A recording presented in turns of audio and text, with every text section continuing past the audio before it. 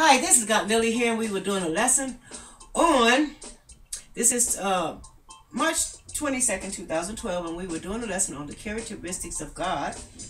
And we had decided that God was, John 1:1 said God is the Word. In the beginning was the Word, and the Word was God. So now God is the Word.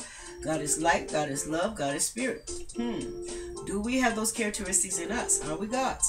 That's what we were saying. And then we went to the 17th chapter of John, where the longest prayer in the Bible, and Jesus prayed it, but he prayed for one thing. He only prayed that we would be one with God. So that is God's religion, oneness with him. It's not all the other religions. Like I said, not Muslim, not Catholic, not Buddhist, not Coptic, not Hebrew, not Jew, not any of those. His idea of a perfect relationship is one with him. So how could we get so far away? That's what I want to know. Okay, so let's go on in here and let's get in the Bible. And then I got medicated. Let me get medicated a little more because I can see when I'm medicated. I can take off those glasses when I'm good at medicated, but when you have medicated, sometimes you can't see. You're like halfway to it. So I'm smoking some Grape God from the clinic, of course. The clinic is 5 clinics here in Colorado. And they give you a good deal, so that's why I like going there. Yep, you get, if you buy 9/8, you get the 10th one free. So, let's see now. We were talking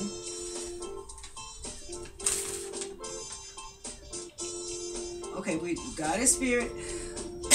And then we went through the truth make you free. I think that we went through that on this show. God is your. Okay, let's go to John. We're in John today for some reason.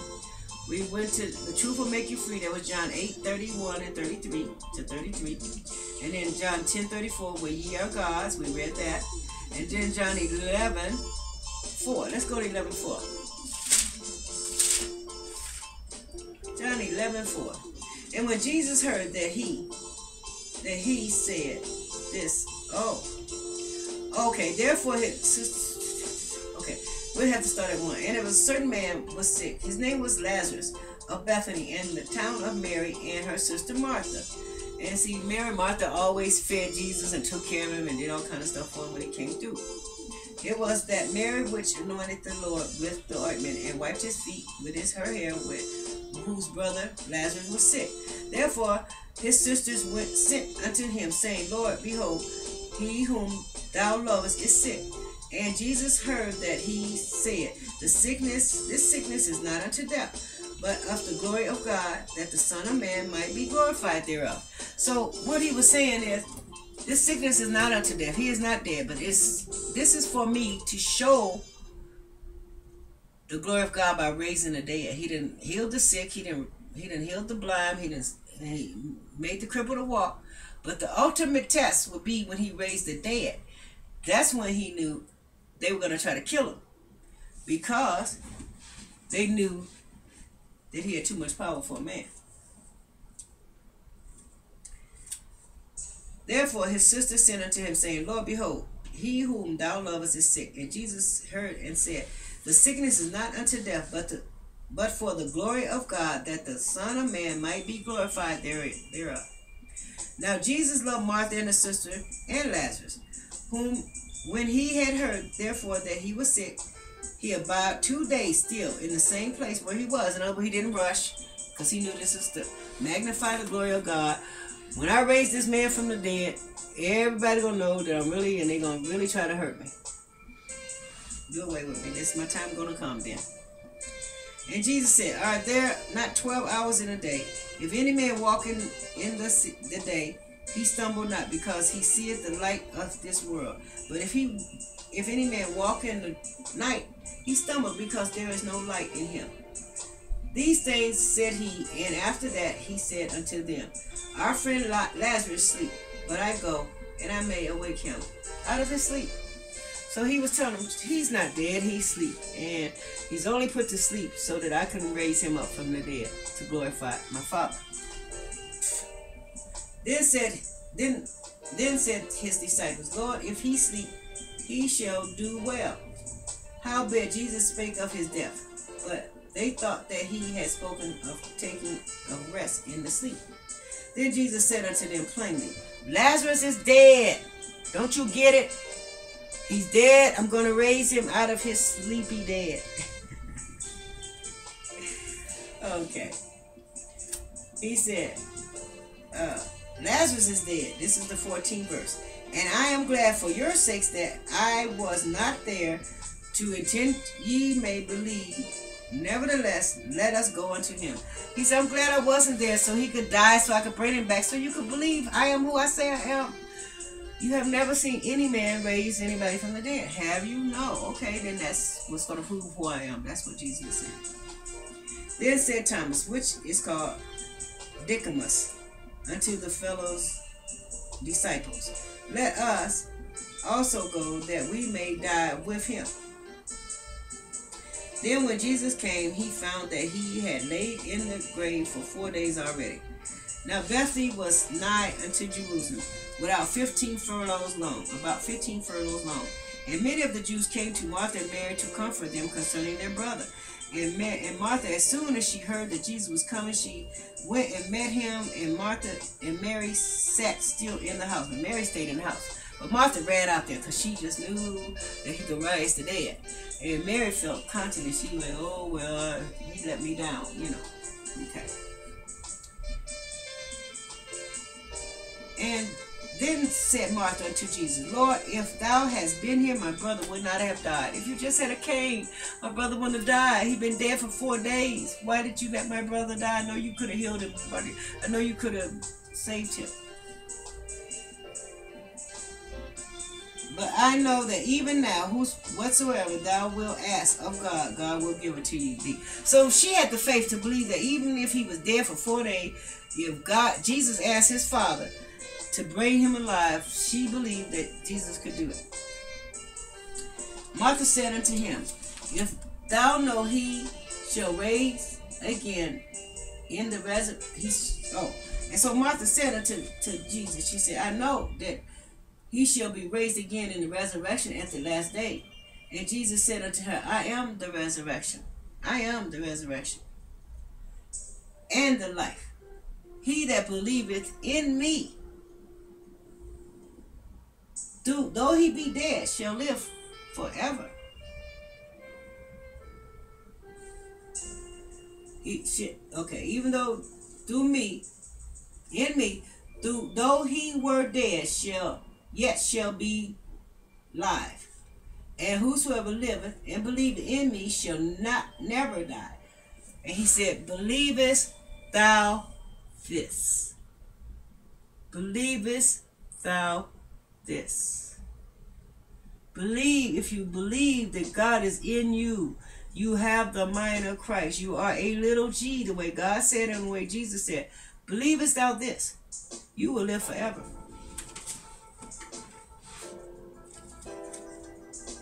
So now, he goes on. He said, take him where they lay. We're going to move on down. And we're going to go to 40. And Jesus said unto her, I said, I not unto thee, if thou wouldest believe, thou shouldest see the glory of God. He say, I not unto thee, that if thou wouldest believe, thou shouldst see the glory of God. If you just believe, you're going to see the glory of God.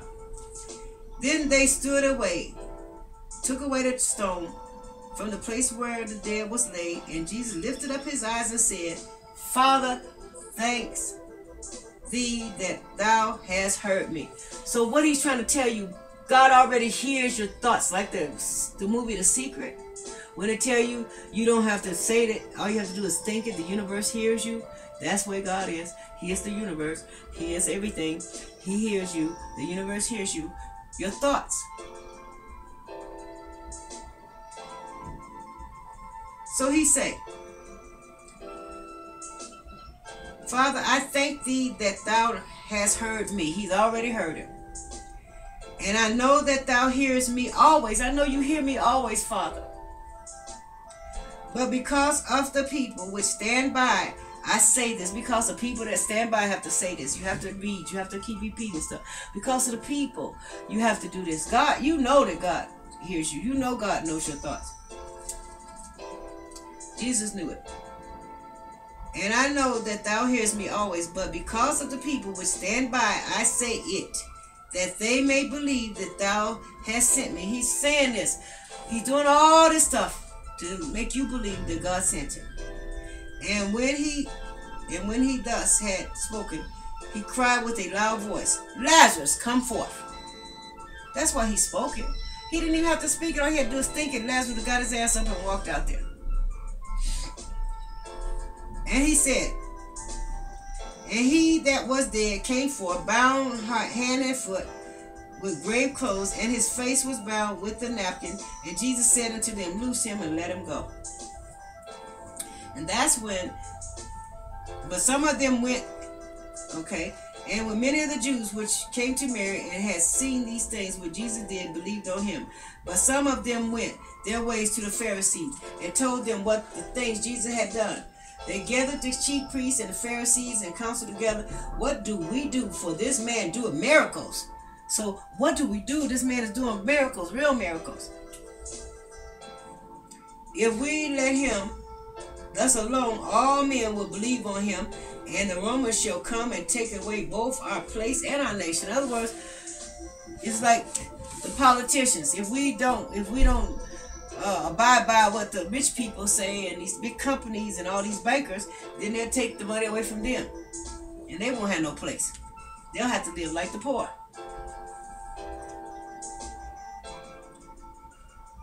If we let them thus alone, the men will believe on him, and the Romans shall come and take away both our place and our nation. And one of them, named Cyprus, began being the high priest that same year, said unto them, ye know nothing at all. Don't you know nothing at all? That's what he said. Dang, don't you know nothing at all? It's already written. We got it already made. He said, for consider that it's expected of us that one man should die for the people, and that the whole nation perish not. So it's already written that one man gonna die for the nation, that the nation will perish not. Why not make this man that man, not knowing that this was God for real? They always think they're being slick. That's how they out-slick themselves. And this spake he not of himself, but being a high priest that year, he prophesied that Jesus should die for the nation. And not for the nation only, but also he should gather together in one the children of God that were scattered abroad. Then from the day forth they took counsel together to put him to death. Jesus therefore walked no more openly amongst the Jews, but went thence into a country near to the wilderness, and to the city called Ephraim, and there continued with his disciples. Because the Passover was at hand. See, they already had, after he raised the dead, he knew he had to go and prepare himself. Because they was going to make him that one to die, which he was already written. That you care. See, you really don't get to change nothing. Man think he's changing something or thinking of something he's not. It's already written that he's supposed to do that, and it's already going to be done, whether you try to change it or not. I'll be right back, and we'll be right back.